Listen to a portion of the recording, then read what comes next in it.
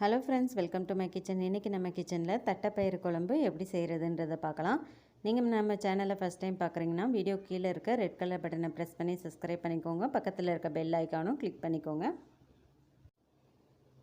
முதல்ல ஒரு கிண்ணத்தில் ஒரு எலுமிச்சைப்பழ அளவுக்கு புளியை தண்ணி ஊற்றி ஊற வச்சிடலாம். இது ஒரு பக்கம் ஊறிட்டு இருக்கட்டும். அடுத்ததாக ஒரு மிக்சி ஜாரில் ஒரு 1/4 கப் அளவுக்கு தேங்காய் சேர்த்துக்கோங்க. ஒரு 5 பல் அளவுக்கு பூண்டு சேர்த்துக்கோங்க. இப்போ இதை தண்ணி ஊற்றி நல்லா மையாக அரைச்சி எடுத்து வச்சிடலாம். இப்போ அடுப்பு ஆன் பண்ணி கடாயில் ஒரு 3 டேபிள் ஸ்பூன் அளவுக்கு எண்ணெய் சேர்த்துருங்க.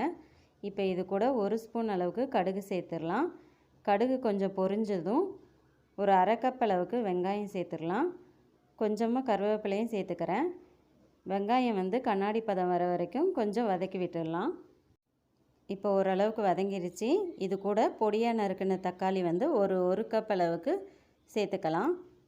இப்போ இதையும் லேசாக நல்லா மசிகிற அளவுக்கு வதக்கி விட்டுருங்க.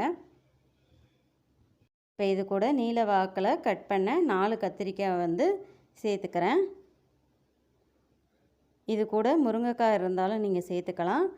இப்போ நான் கத்திரிக்காய் மட்டும்தான் இது கூட சேர்த்துருக்கேன். இப்போ இதையும் லேசாக வதக்கி விட்டுறலாம்.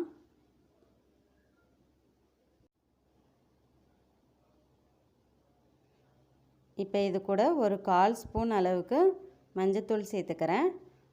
ஒரு 3 டேபிள் ஸ்பூன் அளவுக்கு குழம்பு மிளகாத்தூள் சேர்த்துக்கோங்க. குழம்பு மிளகாத்தூள் இல்லைனாலும் தனியாத்தூள், மிளகாத்தூள் சேர்த்துக்கலாம். இப்போ இதை நல்லா வதக்கி விட்டுறலாம். இப்போ இதுக்கு தேவையான அளவு உப்பு சேர்த்துக்கலாம். உப்பு சேர்த்து நல்லா கலந்து விட்டுருங்க.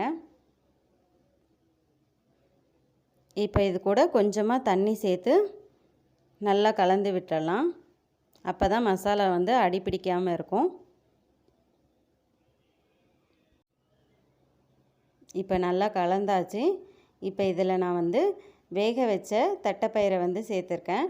நான் 1 கப் அளவுக்கு தட்டைப்பயிரை வேக வச்சு எடுத்திருக்கேன். இதை ஊற வைக்கணும்னு அவசியம் இல்லை, அப்படியே வேக வச்சு எடுத்துடலாம். இப்போ இதை ஒரு மூடி போட்டு ஒரு 10 நிமிஷம் கொதிக்க விட்டுறலாம். 10 நிமிஷம் ஆயிடுச்சு. இப்போ நல்லா கொதித்து வந்துருச்சு. கத்திரிக்காயும் ஓரளவுக்கு வெந்திருக்கு. இப்போ இந்த ஸ்டேஜில் நம்ம கரைச்சி வச்சுருக்க புளி கரைசலை சேர்த்துக்கலாம்.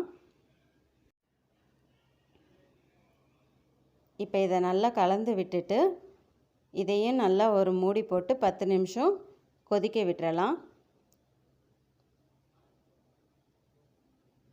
10 நிமிஷம் ஆயிடுச்சு. இப்போ நல்லா கொதித்து வந்துருச்சு. இப்போ இது கூட நம்ம அரைச்சி வச்சுருக்க தேங்காய் விழுதையும் சேர்த்துடலாம். தேவையான அளவு தண்ணி சேர்த்துக்கோங்க. இப்போ நல்லா கலந்து விட்டுறலாம். இப்போ இதையும் ஒரு 10 நிமிஷம் மூடி போட்டு நல்லா கொதிக்க விட்டுறலாம். அப்போ தான் அந்த தேங்காவோட சாரெல்லாம் இறங்கி குழம்பு டேஸ்ட்டாக இருக்கும்.